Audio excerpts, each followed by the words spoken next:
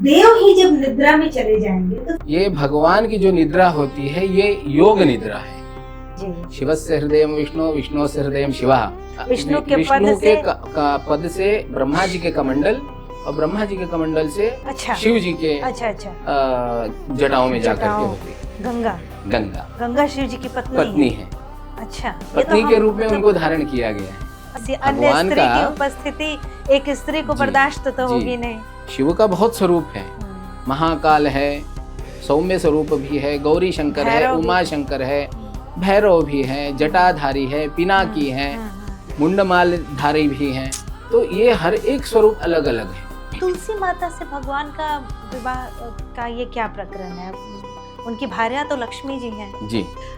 ये तो गलत है, मतलब जहाँ तक हम लोग सामान्य लोग देख पाते हैं कि एक तरीके से धोखा किया गया तुलसी माता। जी। तो भगवान ने विश्व के कल्याण के लिए उस पाप को भी अपने ऊपर ले लिया। अच्छा, बड़ी अजीब सी बात है कि विष्णु जागते हैं तो शादी ब्याह या धर्म से संबंधित सारी चीजें होती हैं, स्पेशली शादी ब्याह जी।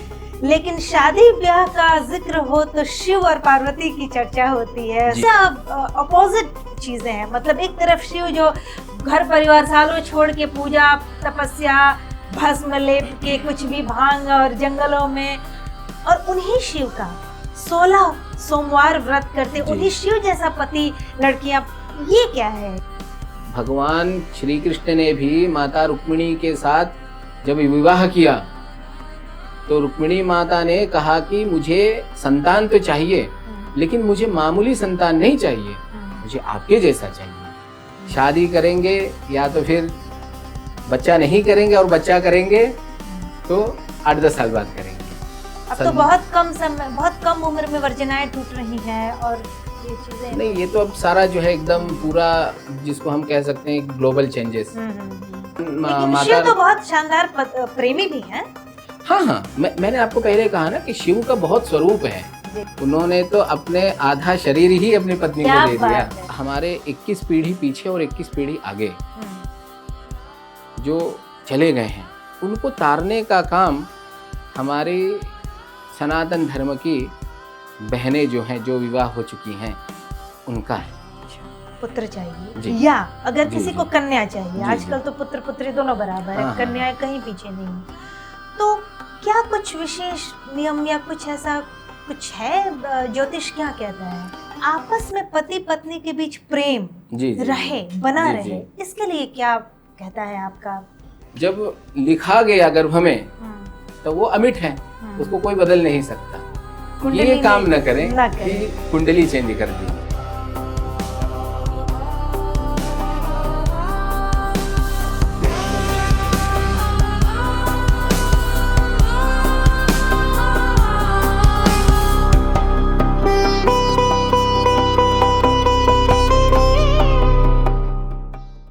नमस्कार दोस्तों, स्वागत है आपका बातचीत के एक और विशेष अंक में।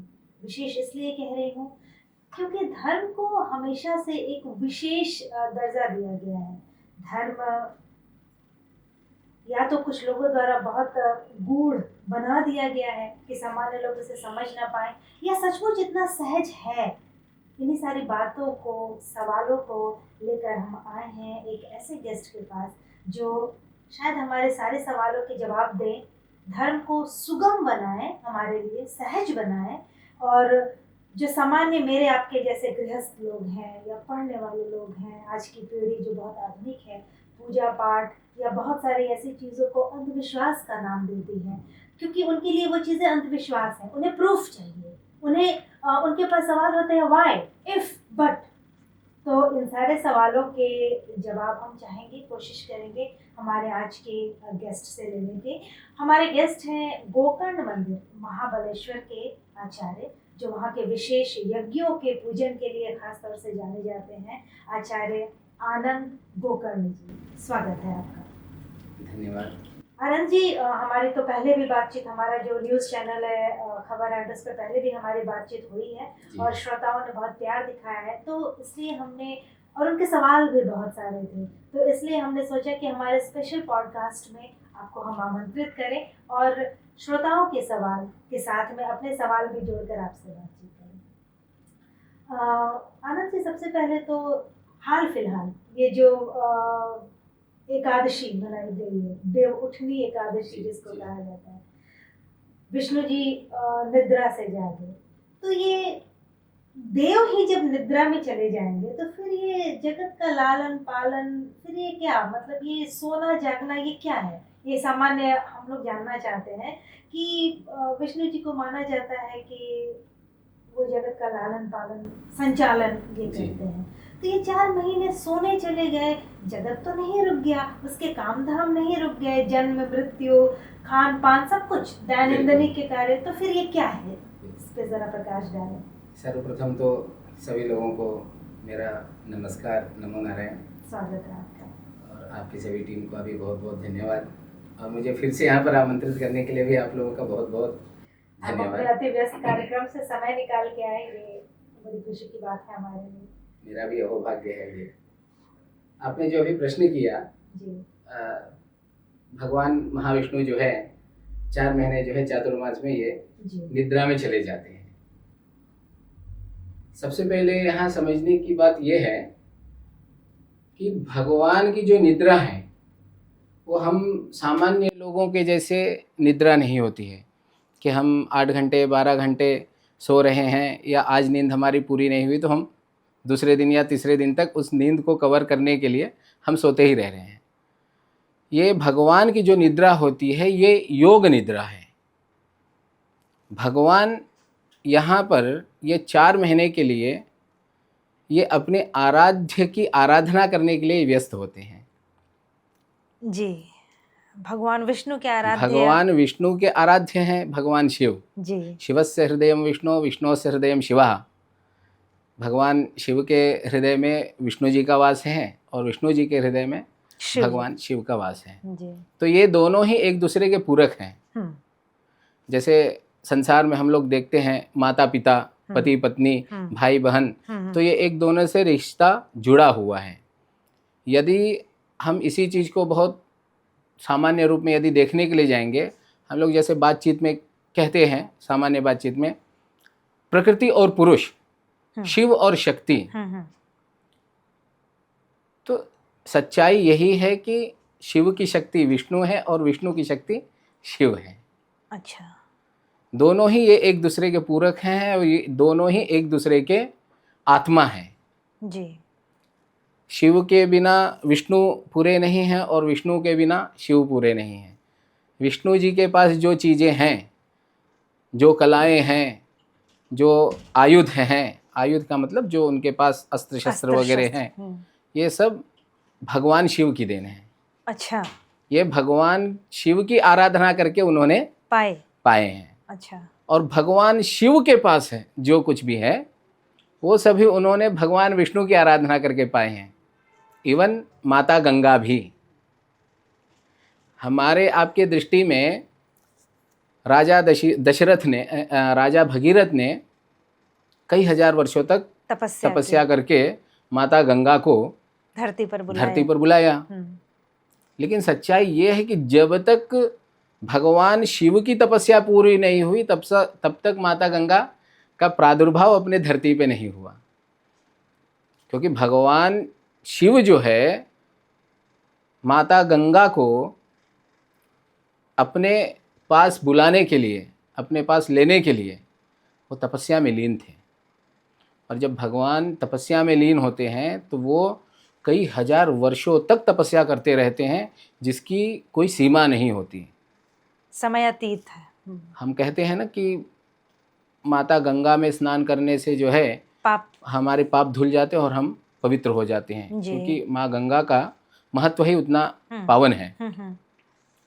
तो शिव जी ने भी यही विचार किया कि भाई भगवान महाविष्णु ये सबका पाप धोने वाले हैं और उनकी चरणों से जो गंगा निकलेगी उसको मैं अपने सिर पे धारण करने के लिए मुझे भी तो उस योग्य होना चाहिए। अच्छा, तो उन्होंने इतने वर्ष तपस्या तो उन्होंने वो योग्यता प्राप्त करने के लिए तपस्या की।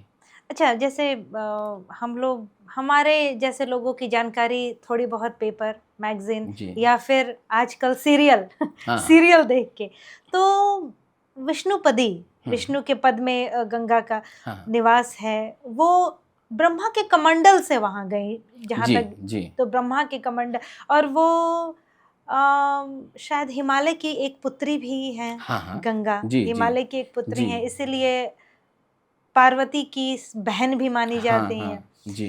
तो मतलब जहाँ तक लोग या फिर ऐसी हमें जानकारियाँ मिलती हैं कि कहीं न कहीं वो शिव से आसक्त थीं क्या गंगा? और शिव ने जब कहा कि नहीं, मैं तो पार्वती के साथ हम्म। वचनबद्ध हूँ, तो क्रोधित होकर वो चली गई, छोड़ दिया इन्होंने धरती, ऐसा कुछ है क्या? नहीं नहीं, वो श्रापवश जो है उनको धरती छोड़नी पड़ी थी। अच्छा। श्रापवश जो है उनको धरती छोड़नी पड़ी, और वो धरती छोड़ करके उनको फिर उनके लोक में ही, देवलोक में उनको स्थान अच्छा। मिला। जी। हुँ। कालांतर में जो है यहाँ पे आवश्यकता तो है ही, हुँ, हुँ, क्योंकि हुँ। धरती पे जैसे जैसे विकास होगा वैसे वैसे पाप भी बढ़ेगा, गंगा की महत्ता भी बढ़ेगी। गंगा की महत्ता भी बढ़ेगी। हाँ। तो उस पाप को प्रक्षालन करने के लिए, उस पाप को हटाने के लिए, जलाने के लिए, हुँ, हुँ, हुँ।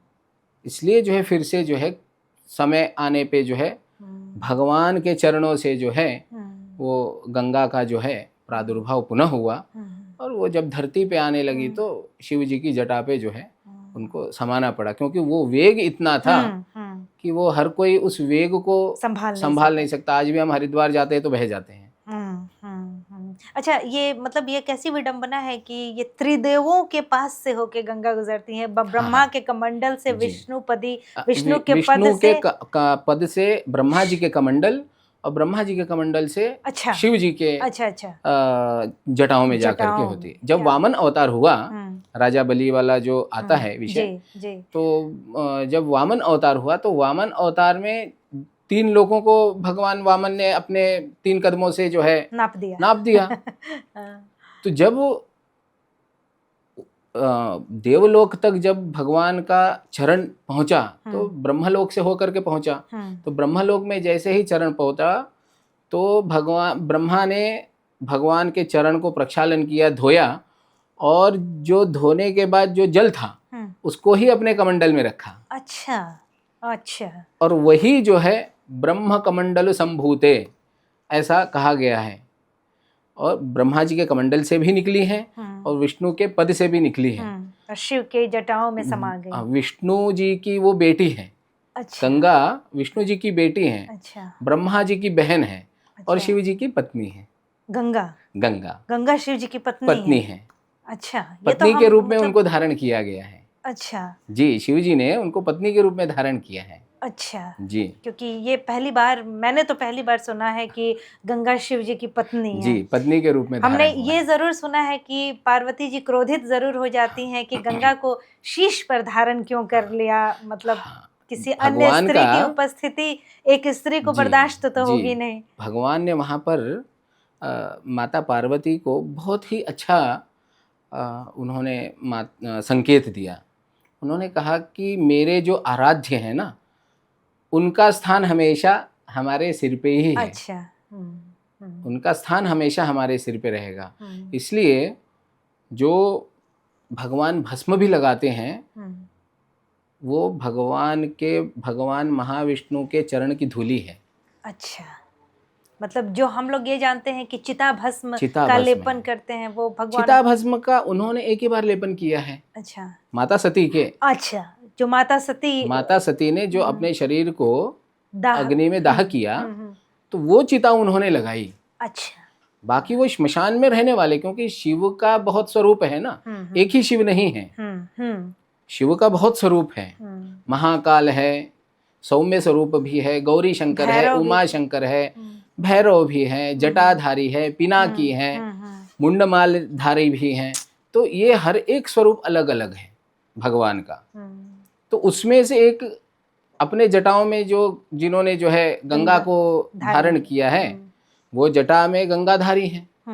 तो वो इस तरह से, क्योंकि वो स्वरूप अलग अलग बताया है।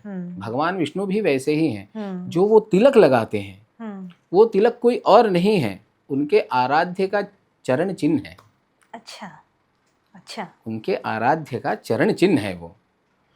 इसलिए भगवान विष्णु और शिव में कोई भेद नहीं है।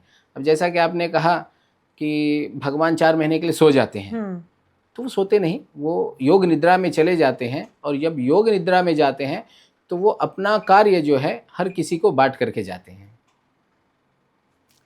सावन के महीने में शिव की पूजा होती है, चातुर्मास चालू हो जाता है। तो सावन का जो समय होता है, उस समय भगवान शिव जो है इस संसार को भगवान विष्णु के रूप में ही चलाते हैं। अच्छा। इसलिए जितने भी साधु संत हैं, सन्यासी हैं, महात्मा हैं, उनके लिए ये 4 मास जो है बहुत महत्व होता है। इसमें वो लोग सिद्धियां प्राप्त करते हैं, अपने अनुष्ठान करते हैं जो उनकी परंपरा से आए हुए हैं। तो ये 4 महीने वो लोगों का चलता ही है। उसके बाद जैसे ही अपना श्रावण मास खत्म होता है, श्रावण मास खत्म होते ही फिर भादव आता है। तो भादव में जो है फिर गणपति जी आते हैं। तो वो विष्णु के स्वरूप में जो है फिर सभी लोगों को जो है वो सृष्टि को जो है फिर उतने दिन के लिए वो सुचारू करते हैं। फिर उसके बाद पितृपक्ष आता है, पितरों की पूजा होती है। तो भगवान विष्णु जो है, ये जितने अपने भूमंडल में मृत आत्माएं हैं, जिनको सद्गति मिली है, जिनको दुर्गति मिली है, इन सभी लोगों को उनके उनके लोक में पहुंचाने का काम जो है भगवान विष्णु ही वो पितरों के रूप में करते हैं। उस समय भगवान महाविष्णु का स्वरूप जो होता है वो जनार्दन के नाम में होता है। जनार्दन नाम ये भगवान उस समय रखते हैं। उस समय भगवान का स्वरूप जनार्दन होता है। वो सभी लोगों का जो इस संसार में जीवित हैं और जो इस संसार को छोड़ के चले गए हैं, प्राणी मात्र कोई भी हो, उन सभी के उद्धार के लिए वो पितृपक्ष में पितृ स्वरूप के रूप में आते हैं। फिर उसके बाद फिर नवरात्रि आती है। तो नवरात्रि आती है तो फिर सुचारू रूप से चलाने के लिए फिर हमें शक्ति की आवश्यकता होती है। शक्ति की आवश्यकता, फिर जैसे ही नवरात्रि गुजर जाता है, नवरात्रि के बाद जो है फिर 1 मास जो है फिर अपना कार्तिक मास होता है। फिर भगवान को उसमें उठाने की तैयारी चलती है। फिर 1 मास तक जो है सुबह जहाँ जहाँ भगवान विष्णु का अति महत्व प्राचीन देवालय वगैरह है, वहाँ जो है फिर उसी हिसाब से भगवान का उत्सव वगैरह मनाया जाता है। और फिर वो कार्तिक शुद्ध एकादशी, शुक्ल पक्ष एकादशी को फिर उनका फिर से जो है वो अपने मूल स्वरूप में आते हैं, अपनी योग निद्रा से जागते हैं। और फिर वैकुंठ चतुर्दशी आता है। अच्छा। जिसमें वैकुंठ चतुर्दशी मतलब कार्तिक शुक्ल चतुर्दशी, जिसमें कि भगवान का जो है हरि और हर इन स्वरूप में पूजा होती है। उस दिन भगवान विष्णु को बिल्वपत्र चढ़ाया जाता है जी। और भगवान शिव को तुलसी चढ़ाया जाता है। तो हरि हर रूप में जो है उस दिन पूजा होती है। और पूजा के बाद से जो है फिर भगवान का विवाह तुलसी माता के साथ होता है। अच्छा, ये इस पर भी मेरा एक सवाल है कि ये तुलसी माता से भगवान का विवाह का ये क्या प्रकरण है? उनकी भार्या तो लक्ष्मी जी हैं जी। तो फिर ये हमने ये सुना कि कुछ ऐसा हुआ था तुलसी माता जी जी, ये मतलब ये तो गलत है। मतलब जहाँ तक हम लोग सामान्य लोग देख पाते हैं कि एक तरीके से धोखा किया गया तुलसी माता। जी, जी, जी। और फिर ये विवाह, इस पे जरा प्रकाश डालिए जी। एक कथा आती है वृंदा और जालंधर की जी। जालंधर भी तो शिव जी का ही, हाँ, शिव जी का ही भक्त था और शिव जी का ही अंश था। लेकिन वो तभी मर सकता था जब उसकी पतिव्रता पत्नी की पातिव्रत्य भंग हो, तभी उसका मरना निश्चित था, अन्यथा वो मर नहीं सकता। लेकिन जो उसकी पत्नी वृंदा थी वो भगवान विष्णु की बहुत बड़ी भक्त थी। जैसे जालंधर भगवान शिव का भक्त था, वैसे ही उसकी पत्नी बहुत बड़ी भक्त थी। शिव से युद्ध भी हुआ था जालंधर। हाँ, युद्ध भी हुआ था, लेकिन उसको परास्त करना उतना आसान नहीं था। क्योंकि वो शिवजी के ही समान शक्तिशाली था। एक तरह से वो शिवपुत्र के ही रूप में था, शिव अंश था ना वो। तो इसलिए उसको परास्त करना उतना आसान नहीं था, मुश्किल ही था। तो इसलिए क्योंकि लोक कल्याण भी आवश्यक है, वो शिवजी का अंश होने के कारण शक्तिशाली तो था ही, लेकिन उसका अत्याचार बहुत था। यदि उस अत्याचार को समाप्त करना है, वो साधु संतों को, सभी लोगों को जो है, स्त्रियों के साथ भी व्यभिचार करना है, सभी कुछ उसका था। यदि उस चीज को समाप्त करना है, क्योंकि किसी भी एक पाप का अंत तो होना जरूरी है, वो आगे तक तो चल नहीं सकता, क्योंकि उससे सभी चीज बाधित होगी। तो भगवान महाविष्णु के पास सभी लोग जो है अपनी इच्छा लेकर के गए, समस्या लेके गए, उसका कैसे परिहार हो सकता है। तो भगवान ने विश्व के कल्याण के लिए उस पाप को भी अपने ऊपर ले लिया। अच्छा, तो वृंदा का पातिव्रत्य को भंग किया। जब वो युद्ध कर रहा था, युद्ध करते समय भगवान महाविष्णु जो है जालंधर का ही स्वरूप लेकर के उसके पास गए, वृंदा के पास। तो जो वृंदा जालंधर के गले में माला डालती थी, तो वो तभी सूख सकती थी जब इसका पातिव्रत्य भंग हो। अच्छा, तो युद्ध करते करते उसकी माला सूख गई और वो हारने लगा, और वो हार गया। तो ये विष्णु जी की मतलब, तो ये विष्णु जी ने जो है, ये एक लीला है, लेकिन अब विश्व के कल्याण के लिए अगर करना है तो उन्होंने उसको भी अपने ऊपर ले लिया। स्त्री के साथ तो ये गलत हुआ, धोखा हुआ। हाँ, लेकिन अब स्त्री के साथ धोखा हुआ, इसलिए उन्होंने वृंदा को आशीर्वाद भी दिया कि तुम सदा हमारे सर के ऊपर ही रहोगी। अच्छा, इसलिए तुलसी पत्र, ये तुलसी नाम उसके बाद विष्णु जी ने दिया। हाँ, वृंदा को जी। तो इसलिए हमेशा जो है, एक तो एक तरफ से जब पातिव्रत्य भंग हुआ तो भगवान पातिव्रत्य भंग करते हैं ऐसा नहीं है, भगवान के द्वारा सभी लीलाओं को हम देख सकते हैं। क्योंकि भगवान, योग्यता तभी आती है जब हमारे अंदर वो पात्रता हो। हर कोई भगवान नहीं हो सकता, और भगवान हर एक श्राप से विमुक्त है। उनको कोई श्राप लगता नहीं जब तक उनकी इच्छा ना हो। वृंदा ने भी जब श्राप दिया, वो पत्थर हो गए, तो वो उनकी इच्छा थी, क्योंकि जो जन्म ही नहीं लेता उसको कोई श्राप छू नहीं सकता। तो वो वृंदा ने श्राप दिया, पत्थर हो पत्थर होने के, वही शालिग्राम शिला है। अच्छा। और उसी के हम लोग जो है पूजा करते हैं, और विवाह शालिग्राम के साथ होती है। तो वहीं से जो है फिर सुचारू रूप से, देखिए कैसा है, कहाँ से हुआ और कहाँ से विवाह हुआ। विवाह होने के बाद फिर होता है संसार चक्र, फिर आगे वैसे ही बढ़ता जाता है। फिर एक प्राणी दूसरे प्राणी से मिलता है। प्राणी का मतलब होता है दोनों एक रिश्ते में, संबंध में जुड़ते हैं, पति पत्नी होते हैं। फिर आगे जो है, फिर संसार का क्रम जो है आगे बढ़ता रहता है, फिर आगे वंश वृद्धि होती रहती है। तो ये तो दोस्तों, ये बहुत सारे लोगों ने ये सवाल पूछा था, और सामान्य जिज्ञासा है कि किसी अत्याचारी को हराने के लिए उसकी पत्नी का पतिव्रता धर्म का हनन जो विष्णु जी के सर पे आया, वो उन्होंने दरअसल लोक कल्याण के लिए, चूँकि जालंधर जो वृंदा यानी तुलसी का पति था, बड़ा ही आतताई था, तो ऐसा करना पड़ा, और ईश्वर की लीला है। तो ये बहुत बड़ा संशय आचार्य जी ने हमारा ये दूर किया। तो ये तो बड़ी अच्छी बात आपने बताई, क्योंकि बहुतों के मन में ये सवाल रहता है, और वृंदा के लिए एक सहानुभूति भाव पैदा हो जाता है। जी। तो लोक कल्याण के लिए ये तो लोक कल्याण था, इसलिए लोक कल्याण के लिए तो भगवान ने हर कुछ किया है, अपने ऊपर ले लिया है ना। जी। लोक कल्याण की इच्छा थी, इसलिए महाभारत युद्ध हुआ। अच्छा, ये कितनी मतलब बड़ी अजीब सी बात है कि विष्णु जागते हैं तो शादी ब्याह या धर्म से संबंधी सारी चीजें होती हैं, स्पेशली शादी ब्याह जी।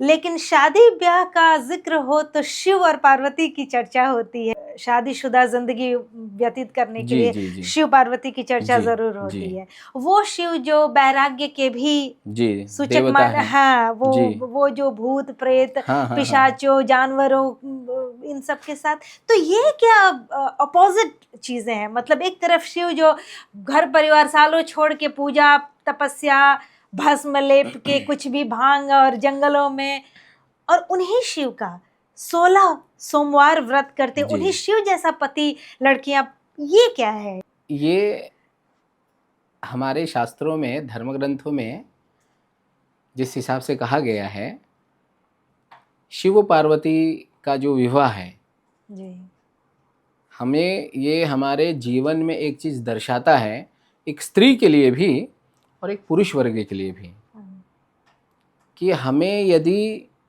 एक योग्य पति चाहिए या योग्य पत्नी चाहिए, तो में हमें इन सभी सीढ़ियों को चढ़ करके जाना पड़ेगा, इन पहाड़ों को पार करना पड़ेगा। अच्छा। जब तक हम शुद्ध नहीं होंगे, विवाह जो संस्कार है ना, ये एक यज्ञ है। हम इन यज्ञ में जो है, हम देवताओं के सामने हम संकल्प करते हैं, देवताओं के सामने हम संकल्प करके उस बंधन में हम बंधते हैं। हालांकि आज के परिवेश में वो सभी चीज खत्म हो गया है। अब तो लिव इन का समय है। अब तो लिव इन का समय है, लेकिन वो चीज ऐसा नहीं है। शास्त्र में जो कहा गया है, संतान कैसी होनी चाहिए, भगवान श्री कृष्ण ने भी माता रुक्मिणी के साथ जब विवाह किया तो रुक्मिणी माता ने कहा कि मुझे संतान तो चाहिए, लेकिन मुझे मामूली संतान नहीं चाहिए, मुझे आपके जैसा चाहिए, जिसके अंदर आपके जैसा गुण रहे, वही संतान चाहिए। तो 12,000 वर्ष तक जो है भगवान विष्णु, भगवान कृष्ण ने और माता रुक्मिणी ने तपस्या की, तब जा करके उन्होंने जो है संतान को जो है उत्पत्ति की। हम आज हमारे दिमाग में वो कॉन्सेप्ट ही खत्म हो चुका है जी। शादी करेंगे या तो फिर बच्चा नहीं करेंगे, और बच्चा करेंगे तो 8-10 साल बाद करेंगे। हाँ, ये चीज़ें तो खैर कुछ ऐसा लाइफस्टाइल हो गया है, कुछ जॉब की चीज़ें हो गई हैं, अब स्त्रियां भी वर्किंग हैं और उनके लिए संतान कहीं ना कहीं अब कम प्रायोरिटी हो चुकी है। अब जॉब और ये चीज़ें ज़्यादा। लेकिन एक बात ये भी देखना चाहिए कि हम जीवन में इतना परिश्रम हम कर किस लिए रहे हैं। हाँ हमारे आगे पीछे कोई नहीं है, तो हम इस संसार में हम इतना क्यों परिश्रम कर रहे हैं, दिन रात एक क्यों कर रहे हैं। सुबह 8 बजे ऑफिस जाना, दौड़ते भागते जाना, धक्के खाते जाना, फिर दौड़ते भागते आना, लेकिन हमने मेहनत तो की किसके लिए, कि क्या हम सुख पा रहे हैं क्या। हाँ, वो आजकल की लाइफस्टाइल में डिप्रेशन, लाखों रुपए हम कमा रहे हैं, एकाकीपन, लोग लाखों रुपए का पैकेज है, साल का करोड़ों रुपए का पैकेज है, लेकिन हमारे पास सुख कितना है, सुख है ही नहीं। भगवान का हम जब जो आपने कहा शिव और पार्वती वाला, तो शिव पार्वती का मतलब है कि आत्मा से शुद्ध होना, आत्मा से शुद्ध होना, जो हम संसार के लिए बाधा नहीं बने, हम मार्ग बने, हम मार्ग बने। हम आज के पहले पीढ़ी को हम देख, मतलब पिछली पीढ़ी को यदि हम विचार करना चाहें, मैं हूँ या आप हों, तो हम अगर हमारे दादाजी वगैरह तक को देखना चाहें, वो एक तपस्वी ही थे। बिल्कुल, कहीं ना कहीं जो एक व्यवस्था बनाई गई थी कि पहले ब्रह्मचर्य, फिर गृहस्थाश्रम, फिर संन्यास, फिर वानप्रस्थ, वो चीज़ें तो खैर अब है ही नहीं। अब वो चीज़ है ही नहीं, क्योंकि अब तो बहुत कम उम्र में वर्जनाएं टूट रही हैं, और ये चीज़ें नहीं, ये तो अब सारा जो है एकदम पूरा, जिसको हम कह सकते हैं ग्लोबल चेंजेस, ये हर तरफ ऐसा ही हो गया। लेकिन अगर ये ना हो तो जो है शायद जड़ों की ओर लौटने का समय भी ना है, और शायद ये जो घोर कलयुग है हमें उसे मुक्ति भी न मिले। हाँ, मतलब इसलिए ये सभी चीज हो रहे हैं। शिव को विनाश के लिए आने के लिए विनाश का उस लेवल तक पहुंचना जरूरी है, क्योंकि वो विनाश के देवता हैं। हाँ। और भगवान विष्णु ये लालन के देवता हैं, तो इसलिए भाई सामंजस्य बना कर तो रखना ही पड़ेगा। लेकिन एक तरफ पलड़ा थोड़ा कम हो रहा है और एक तरफ पलड़ा बढ़ रहा है, तो इसलिए जो है वो थोड़ा अनबैलेंस्ड है, और वही चीज हमें संसार में दिख रहा है। तो भगवान शिव और पार्वती जो है परफेक्ट पेयर, ये परफेक्ट पेयर है, और ये मूल रूप से इस संसार की एक शक्ति की प्रेरणा है जी, स्रोत है ये, इसलिए इनकी पूजा होती है। भगवान माता शिव तो बहुत शानदार प्रेमी भी हैं। हाँ, मैंने आपको पहले कहा ना कि शिव का बहुत स्वरूप है जी, उग्र स्वरूप भी है, क्रोध भी है, क्योंकि ये वही शिव है जिन्होंने जब सती जब चली गई, तो मतलब अपने ससुर को भी नहीं छोड़ा। ससुर को भी नहीं छोड़ा और ब्रह्मांड को नहीं छोड़ा, वो तीसरा नेत्र को। तो ऐसा प्रेमी तो हर लड़की चाहेगी ना कि जो उसके लिए खड़ा रहे, इसीलिए होना चाहिए शिव और यही होना चाहिए। और अगर वो पत्थर की शिला पर भी बैठते हैं तो अपने बराबर का आसन अपनी पत्नी को देते हैं। तो शादियों का उन्होंने पत्थर तो छोड़िए, उन्होंने तो अपने आधा शरीर ही अपनी पत्नी को दे दिया। है, उन्होंने अर्धनारीश्वर, उन्होंने तो आधा शरीर ही अपनी पत्नी को दे दिया। चूंकि आप शिव के ही खास भक्त हैं और गोकर्ण महाबलेश्वर वहाँ के आप प्रमुख यज्ञों में आपकी भागीदारी रहती है, तो शिव से तो आपका स्नेह सहज है। हमारा स्थान भी वैसा ही है, रावण के द्वारा वो स्थापित किया हुआ है। अच्छा, वो रावण द्वारा आत्मलिंग है वो जी। तो रावण ने हमारी कोशिश होगी, हमारी टीम आपके उस मंदिर में शिव का दर्शन करे। और मैं चाहती हूँ कि देवउठनी एकादशी के बाद जो शादियों का सिलसिला शुरू हो चुका है, तो आप जो आने वाले वर वधू हैं उनको आप आशीर्वाद और कुछ शुभ वचन कहें। मेरा जो नए वर वधू होने वाले होंगे या हो गए हैं इस सीजन में, इधर 2-4 दिन में, उनके लिए मेरा यही एक आशीर्वचन रहेगा कि जो हमारे शास्त्रों में जो कहा गया है, विवाह का जो मूल रूप है, मूल रूप मतलब कैसा है, जब हम कन्यादान करते हैं तो उसमें एक वाक्य आता है, हमारे 21 पीढ़ी पीछे और 21 पीढ़ी आगे जो चले गए हैं उनको तारने का काम हमारे सनातन धर्म की बहनें जो हैं, जो विवाह हो चुकी हैं, उनका है। अच्छा। वो उस संकल्प, क्योंकि वो हमारे मूल है, जड़ है, हमें वो चीज़ भूलना नहीं चाहिए। स्त्रियों पे 2 कुलों की जिम्मेदारी, स्त्रियों पे 2 कुलों की जो है जिम्मेदारी होती है, जिस कुल से आई हैं और जिस कुल में जा रही हैं। और इसको माताओं और बहनों को ऐसे लेने की जरूरत भी नहीं है कि क्यों हम ही दोनों, ऐसे मत लीजिए। आप शक्ति हैं, पुरुष से ज्यादा शक्तिमान आप हैं। हमारे धर्म में तो सबसे ज्यादा महत्व दिया गया है, स्त्रियों के लिए, कन्याओं के लिए सबसे ज्यादा महत्व दिया गया है। इससे ज्यादा महत्व शायद किसी और धर्म में कहा गया है कि शक्ति के बिना तो शिव भी शव हैं। तो नहीं, हम लोग खुद ही कुछ नहीं है। हाँ, अगर हमें पैदा होना है तो हमें माता के गर्भ में आना ही पड़ेगा। बिल्कुल। जाते जाते एक सवाल, चूंकि आप सनातनी विधि, विवाह परंपरा, इन सब चीजों की बात कर रहे हैं, तो अगर किसी को पुत्र चाहिए या अगर किसी को कन्या चाहिए, आजकल तो पुत्र पुत्री दोनों बराबर है, कन्याएं कहीं पीछे नहीं है, तो क्या कुछ विशेष नियम या कुछ ऐसा कुछ है? ज्योतिष क्या कहता है?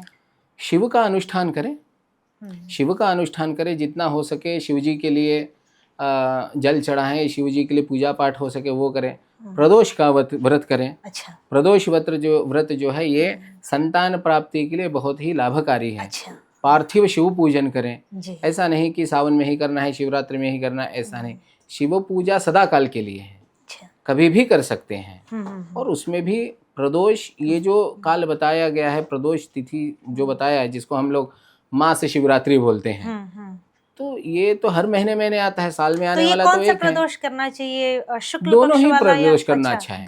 दोनों ही प्रदोष करना चाहिए। शुक्ल पक्ष के प्रदोष से इसको प्रारंभ करना चाहिए। अब मार्गशीर्ष चल रहा है तो इसके बाद जो है मार्गशीर्ष का जो अब प्रदोष आएगा जी, उस प्रदोष से प्रारंभ कर सकते हैं। अच्छा। किसी भी व्रत को एक और प्रारंभ बहुत करने ही के बड़ी लिए। समस्या है आज के समाज में कि विवाह विच्छेद बहुत हो रहे हैं, विवाह चलते नहीं है।